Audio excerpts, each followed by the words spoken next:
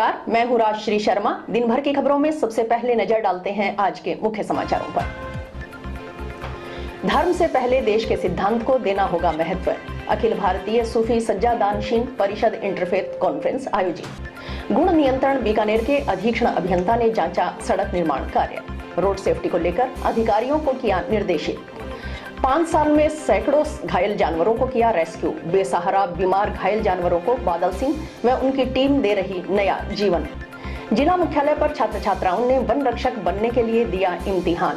पहली पारी में आधे से कम 46.23% रही उपस्थिति। सुर्खियों में आया वाटर पार्क। आईजी से मिला पीड़ित पक्ष।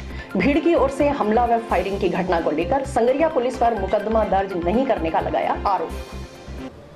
और अब समाचार विस्तार से। गांव मानकसर की रोही स्थित वाटर पार्क में 5 नवंबर को कार सवारों पर हुई फायरिंग की घटना के संबंध में मुकदमा दर्ज करने की मांग के संबंध में टिब्बी तहसील निवासी एक युवक ने शनिवार को हनुमानगढ़ आए बीकानेर रेंज के पुलिस महानिरीक्षक ओम प्रकाश से अपने परिचितों के साथ मुलाकात की। गौरतलब है कि रुपयों के लेन देन को लेकर गांव मानकसर की रोही स्थित वाटर पार्क में 5 नवंबर की शाम को गोलियां चली थी। बताया जा रहा है कि श्रीगंगानगर के व्यवसायी से वाटर पार्क संचालक का रुपयों के लेन देन का विवाद चल रहा है। इसी विवाद को लेकर 5 नवंबर को वाटर पार्क पर कब्जा करने को लेकर गोलियां चली थी। शनिवार को आईजी से मुलाकात करने वाले शुभकरण बिश्नोई भी संयोगवश उसी दिन अपने जीजा के साथ वाटर पार्क पहुंचे थे कि उन पर भी भीड़ ने हमला कर दिया।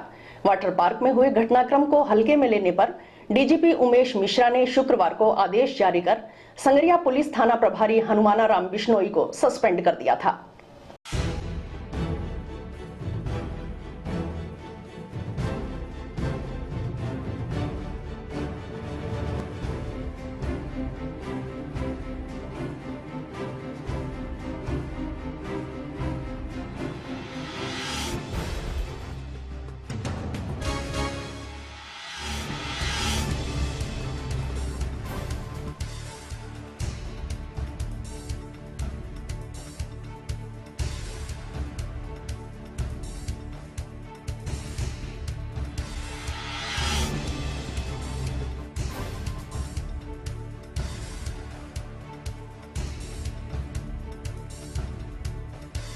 सर एक्चुअल में जो 5 तारीख को यहाँ वाटर पार्क पे एक घटना हुई है जिसमें हमारे परिजन संगरिया से वापस आ रहे थे, तो वहाँ रास्ते के अंदर उन्होंने कुछ खाने के लिए एक होटल रेस्टोरेंट में बैठने की सोची, तो वो 360 वहाँ होटल पे गए। वहाँ जाने के बाद में जैसे ही वो पार्किंग में गाड़ी लगा रहे थे तो कुछ लोगों ने आके उनकी गाड़ी पे हमला किया, उनकी गाड़ी को बुरी तरह तोड़ दिया, हवाई फायर किए, उनकी गाड़ी पे भी फायर किए और वो अपनी जान बचाकर वहाँ से भागे। भागने के बाद वो जंक्शन सदर थाना पहुंचे, वहाँ पर उनकी रिपोर्ट दर्ज नहीं की गई। उनको ये कहा गया कि मेन थाने जाइए। जैसे ही वो मेन थाने आए, यहाँ पर भी उनकी रिपोर्ट दर्ज नहीं हुई। उनको ये बोला 0 FIR कर लेते हैं, वैसे ये मामला संगरिया थाने का है। तो जैसे वो उसके बाद में संगरिया थाने पहुँचे, संगरिया थाने के जो पुलिस अधिकारी थे वो FIR दर्ज करने की बजाय पीड़ित पक्ष को ये समझा रहे थे कि आप ये मत कराइए। उनको डराने की कोशिश की गई कि आप FIR मत कराओ, ठीक है, और जो आपकी गाड़ी का खर्चा है इसको ठीक करवा के हम आपको भुगतान करवा देंगे। लेकिन ऐसा अभी तक कुछ भी नहीं हुआ और FIR दर्ज हुई नहीं थी। जैसे हमको ये पता लगा कि इस मामले की जांच शुरू हो गई तो आज हम IG साहब के सामने पेश हो गए। जंक्शन टाउन को आपस में जोड़ने वाली सड़क पर चल रहे डामरीकरण कार्य व चूना फाटक से अंबेडकर सर्किल तक की सड़क के चौड़ाईकरण का कार्य का गुण नियंत्रण बीकानेर के अधीक्षण अभियंता DP सोनी ने निरीक्षण किया। निरीक्षण के दौरान एक्सियन गुण नियंत्रण हनुमानगढ़ जगमोहन श्रीवास्तव व सार्वजनिक निर्माण विभाग के एक्सियन अनिल अग्रवाल भी साथ रहे। अधिकारियों की ओर से निर्माण कार्य में इस्तेमाल की जा रही सामग्री की जांच की गई। इसके अलावा अधीक्षण अभियंता ने संगरिया व टिब्बी क्षेत्र में बन रही सड़कों की भी जांच की। जांच कर PWD अधिकारियों को आवश्यक दिशा निर्देश दिए।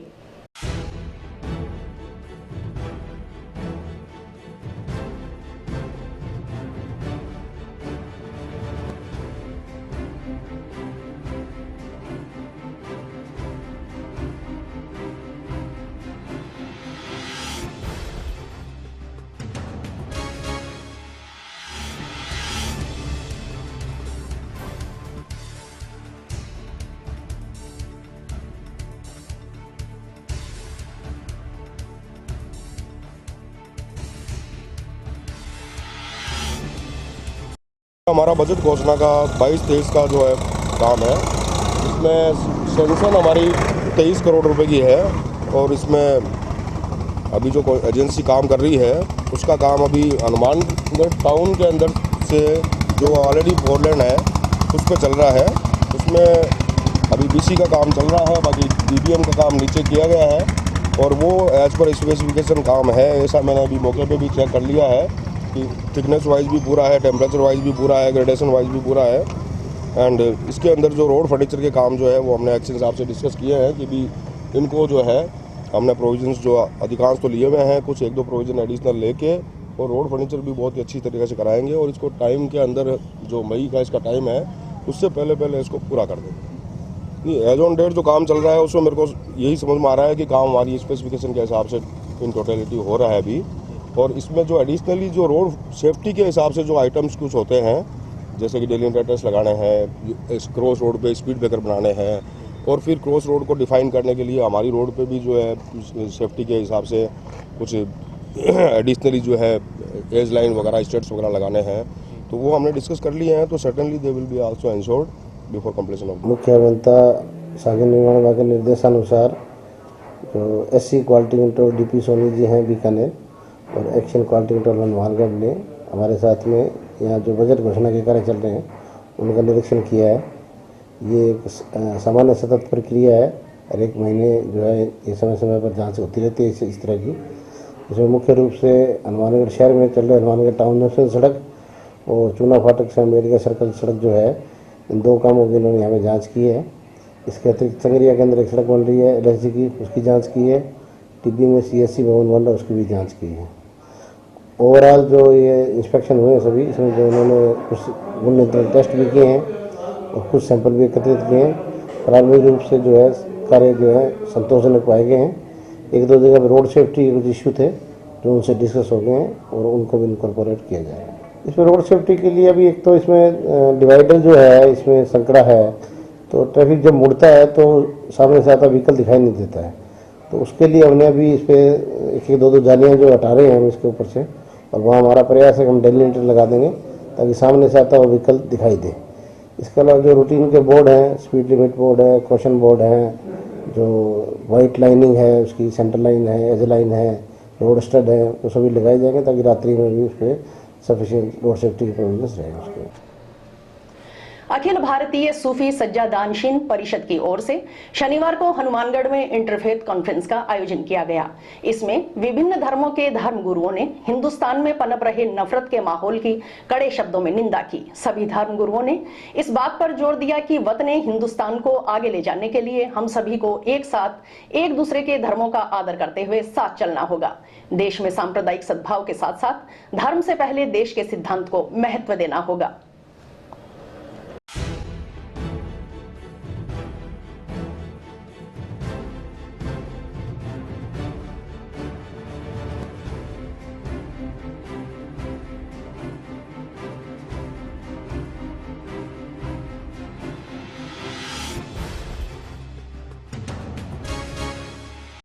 कि इस संसार में जो भी इंसान आता है, पहले तो जात बताइए गाड़ी,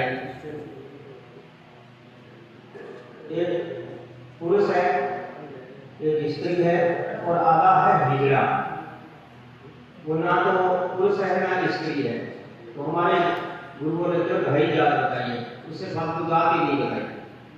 और सबसे बड़ा धर्म जो बताया है वो इंसानियत का बताया है। सबसे बड़ा धर्म है इंसानियत का। और जब इस देश में जरूरत थी, सबने मिलजुल करके इस देश को आजाद कराया, सबने मिलजुल करके इसका मान बढ़ाया। आज ऐसी क्या नौबत आ गई?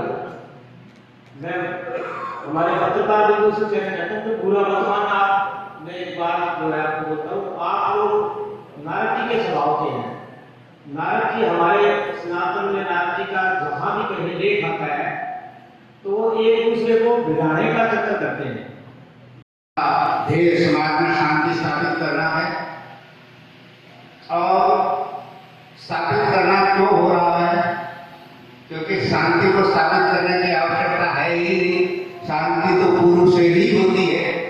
तो स्थापित करने की जो अभी ये प्रसंग चल रहा है, शांति सबको स्थापित करना है, तो बीच में अशांति कहाँ से आ गई और क्यों आ गई, ये विचार के विषय है। इसी पर हम जो है आपस में चर्चा कर रहे हैं।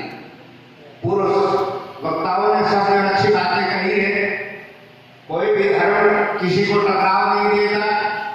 मार्ग में अनेक प्रकार के कांटे होते हैं, उन कांटों को जो है मार्ग से हटा करके और मंदिर की तरफ जाना सबका ध्येय होता है।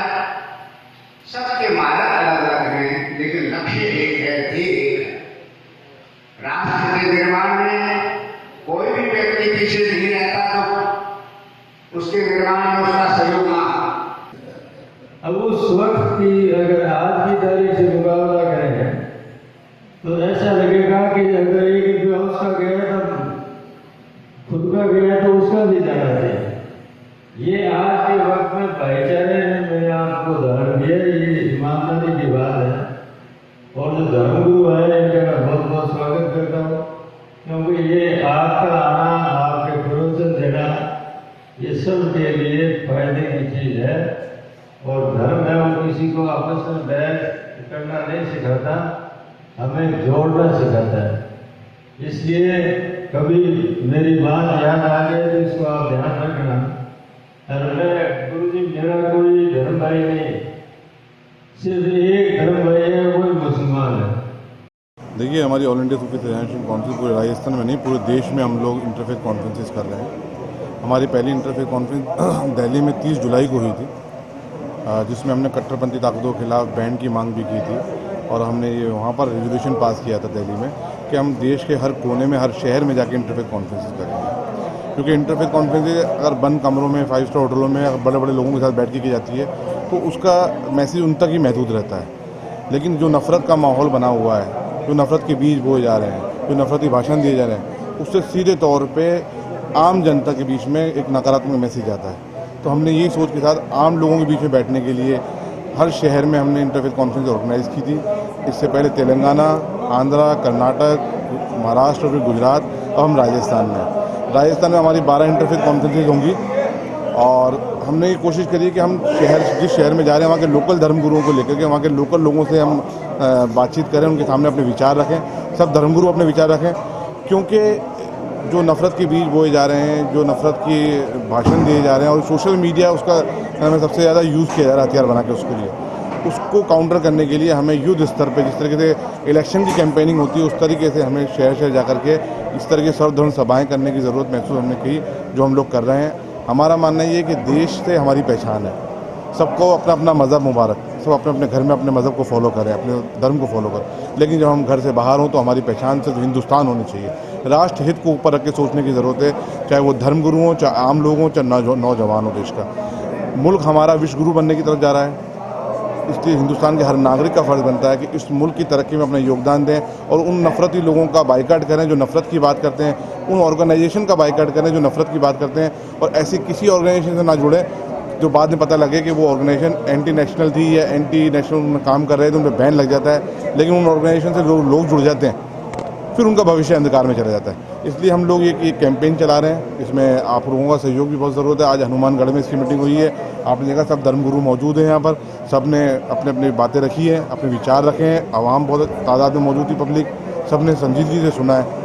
हमें पूरी उम्मीद है कि हम हमारे मकसद में कामयाब होंगे और इस देश की जो एकता, अखंडता, उसको कायम दायम रखने में अपना पूरा योगदान देंगे। देखिए, जो धर्म की आड़ में अपनी राजनीति करना चाह रहे हैं वो बहुत गलत है। धर्म एक इंसान का व्यक्तिगत मामला होता है, राजनीति एक डेमोक्रेसी का हिस्सा होता है। तो हमारा मानना ये है कि जो लोग ऐसा काम कर रहे हैं वो खुद का भी नुकसान कर रहे हैं, अपने समाज का भी नुकसान कर रहे हैं, देश का भी नुकसान कर रहे हैं। राजनीति हमेशा मुद्दों पे होनी चाहिए। डेमोक्रेसी का मुल्क है हमारा, और हिंदुस्तान की डेमोक्रेसी दुनिया में एक मानी जाती है।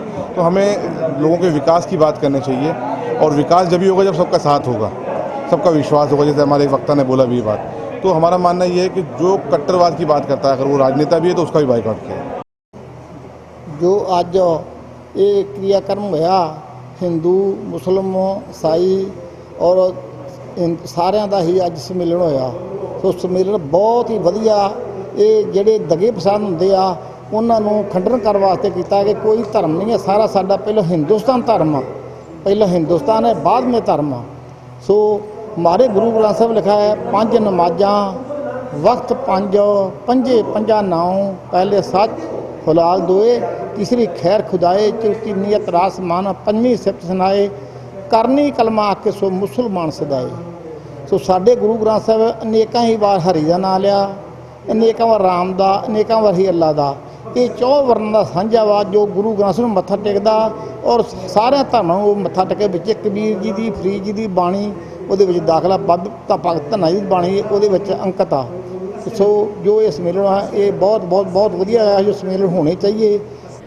अक्सर हम देखते हैं कि बेजुबान जानवर तड़प तड़प कर मर जाते हैं, लेकिन उनकी सुध लेने वाला कोई नहीं होता।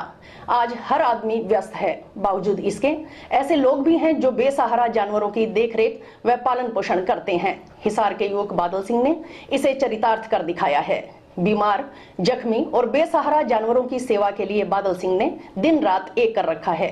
सूचना मिलने पर बादल सिंह एनिमल एम्बुलेंस के साथ मौके पर पहुंचते हैं और बीमार घायल जानवरों व पक्षियों को रेस्क्यू कर हिसार स्थित शेल्टर होम ले जाते हैं। वहां उनका उचित इलाज करवाया जाता है।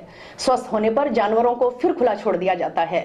बीमार डॉग की ऑनलाइन सूचना मिलने पर शनिवार को जीवन अनमोल के फाउंडर बादल सिंह हनुमानगढ़ पहुंचे।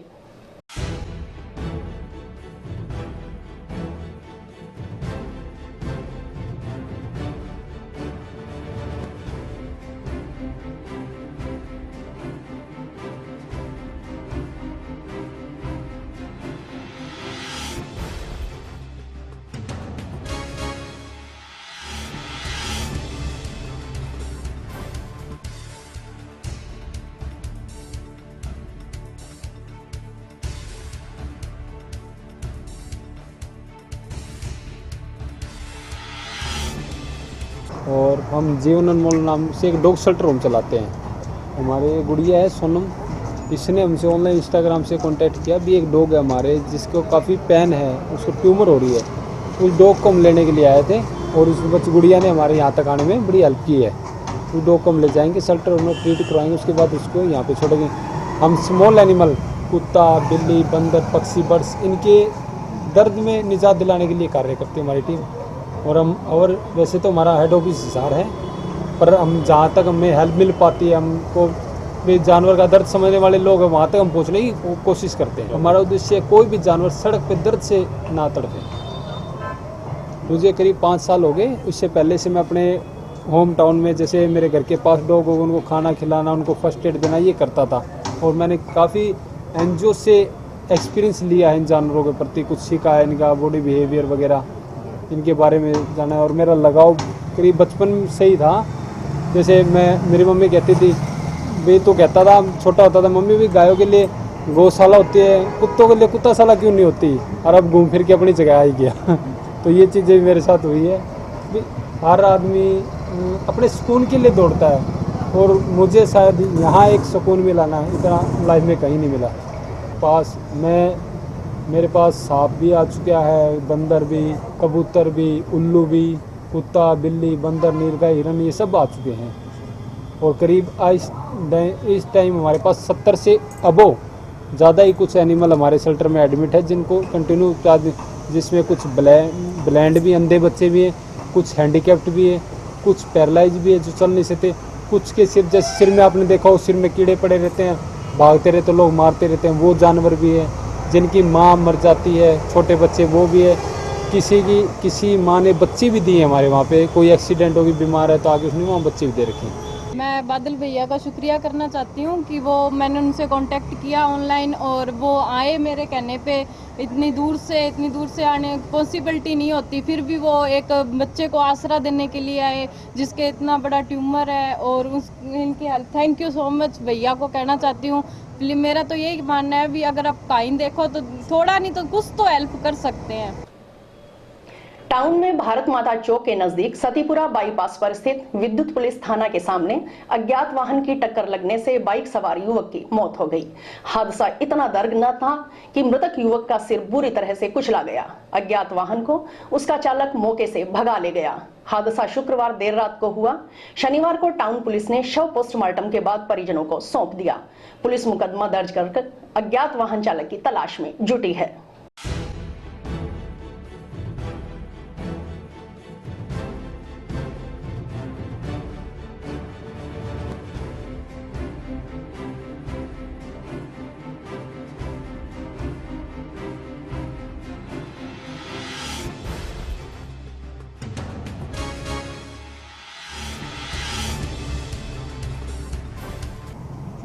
कल रात 11 बजे बाइक पे मेरी मौसी का बेटा प्रवीण कुमार संगरिया से अपने काम से आ रहा था।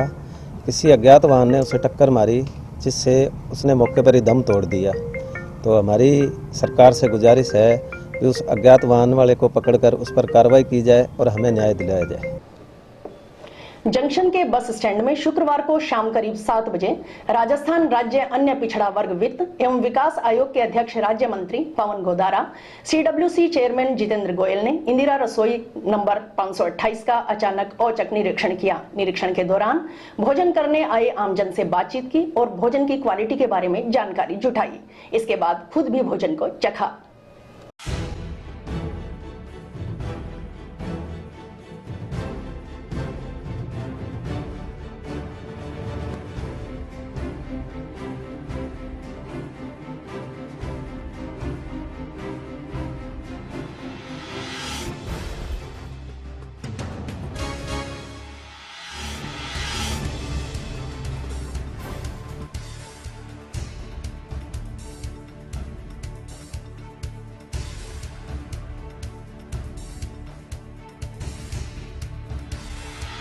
मानगढ़ बस स्टैंड पर स्थित इंदिरा रसोई का निरीक्षण किया। इसके साथ साथ इंदिरा रसोई में कूपन कटवाकर भोजन किया।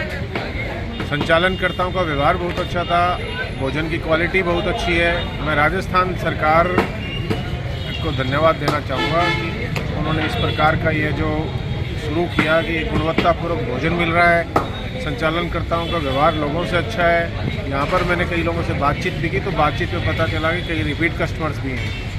हमारे जो स्टूडेंट्स हैं वो बार बार यहाँ आ रहे हैं। इसका मतलब कि खाना अच्छा है। 8 रुपये के अंदर जो भोजन मिल रहा है, निश्चित तौर पर पूरे हिंदुस्तान में मिसाल है कि इतना अच्छा भोजन, संचालनकर्ताओं का अच्छा व्यवहार और इतने कम दाम पर भोजन सिर्फ राजस्थान की कांग्रेस सरकार ही दे सकती है। मैं सभी जनप्रतिनिधियों से, अधिकारियों से भी आग्रह करना चाहूँगा कि वो जहाँ पर भी उनके आसपास इंदिरा रसोई संचालित हो उसका भोजन करें, क्योंकि जब कोई जनप्रतिनिधि जाता है, अधिकारी जाता है, समाज सेवी जाता है, तो निश्चित तौर पर भोजन जो संचालन करता है वो भी सतर्क रहते हैं कि कभी भी कोई भी आकर भोजन कर सकता है। मैंने अचानक अगर बस स्टैंड पे अचानक आकर भोजन किया, उस समय भी भोजन अच्छा था। तो इसका कारण यह भी कि संचालनकर्ताओं की मंशा भी साफ है, तो इसमें सभी का सहयोग चाहिए। संचालनकर्ता की मंशा भी साफ होनी चाहिए और राजस्थान सरकार की मंशा तो निश्चित तौर पर आम आदमी को राहत देने की है। उसी मंशा के अनुरूप ये इंदिरा रसोई के हमारे, क्योंकि ये भी एक तरह से चैनल पार्टनर है राजस्थान सरकार के। आज जंक्शन बस स्टैंड पे इंदिरा रसोई जो 528 नंबर है संचालित की जा रही है, उसमें आज राज्य मंत्री जी के साथ मैं भी आया और हमने यहाँ भोजन लिया। 8 रुपये का कूपन कटवा के बहुत ही पौष्टिक और स्वादिष्ट भोजन था।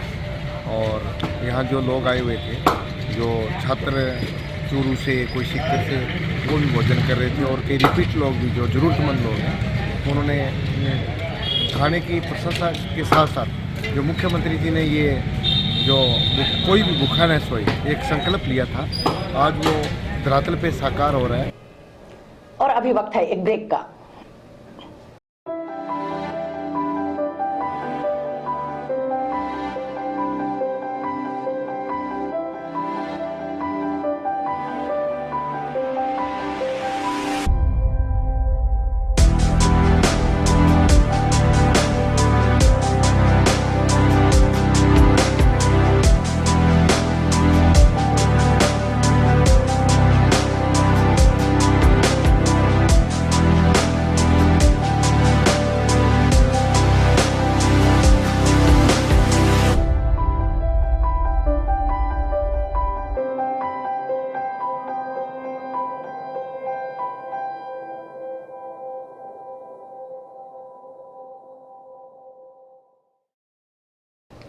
अंबेडकर जन जागृति मंच राजस्थान की बैठक शनिवार को संयोजक कुलदीप सिंह औलख की अध्यक्षता में आयोजित हुई।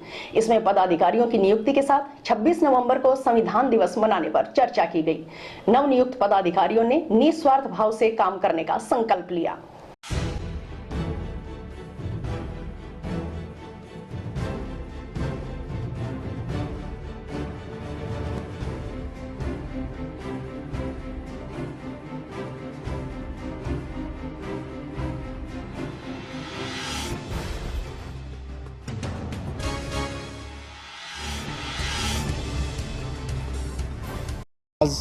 अंबेडकर जनजाति मंच की बैठक श्री गुरु रविदास मंदिर में आयोजित की गई।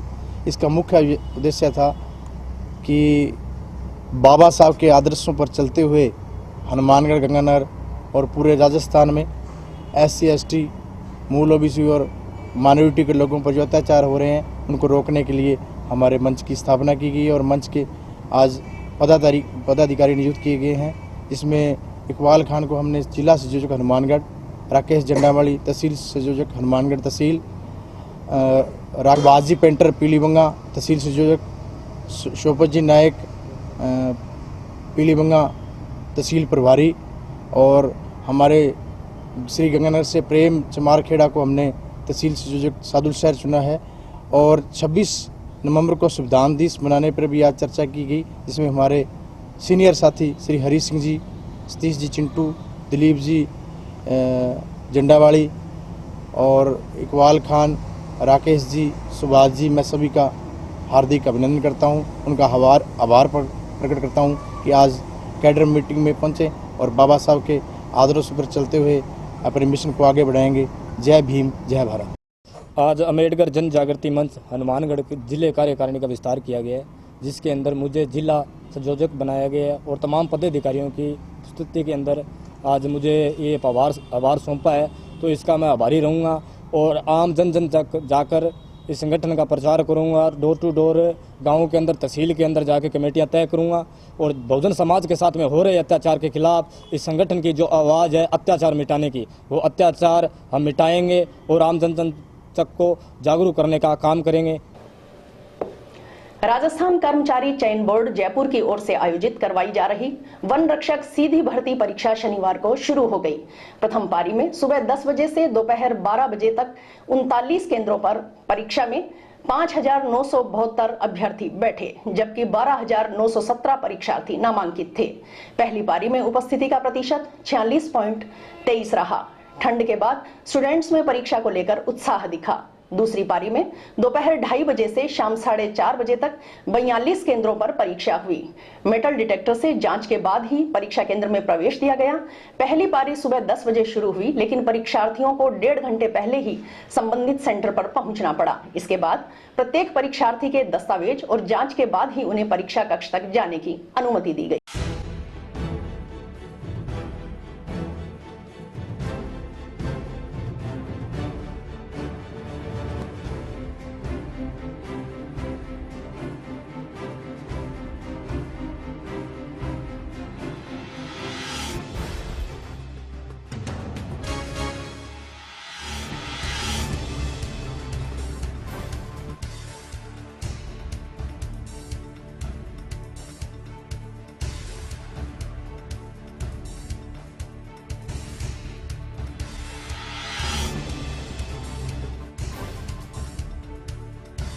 सेक्टर 12 से आए हूँ।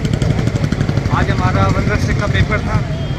पेपर अच्छा हुआ है, नॉर्मल था पेपर और जहाँ तक मेरा चांस है कि हो सकता है मेरा ये सिलेक्शन। और मैं स्टार्टिंग से चाहता था कि सरकारी सेवा में मेरा चयनित हो। ये क्वेश्चन मॉडरेट आए थे और राजस्थान के बारे में पूछा गया था कि राजस्थान में विधानसभा क्षेत्र सबसे ज़्यादा कहाँ पे है, ऐसे क्वेश्चन पूछे गए थे। मैं गोगा मेडी से आया हूँ पेपर देने के लिए। पेपर इतना हार्ड भी नहीं था, ठीक ठाक था, सरल था, ठीक ठाक है। मेरा पीलीबंगा से आया हूँ। प्रश्न पत्र बहुत अच्छा था, जीके का लेवल बहुत अच्छा था और इसके अंदर साइंस का लेवल थोड़ा ठीक। और जैसे मैं रीट की तैयारी कर रहा हूँ, ओवरऑल मैंने सभी क्वेश्चन अटेम्प्ट किए थे और मैंने 72 क्वेश्चन किए और पेपर अच्छा रहा। देखते हैं इसकी मेरिट ज़्यादा जाएगी। सर फॉर्म तो 2020 में लगभग भरे गए थे, लेकिन परीक्षा बहुत लेट हुई है और वैसे मैं रीट की तैयारी कर रहा हूँ और मैं यही पेपर अच्छा रहा। और इसी के साथ समाचार समाप्त हुए। रोजाना देखते रहिए समाचार। नमस्कार।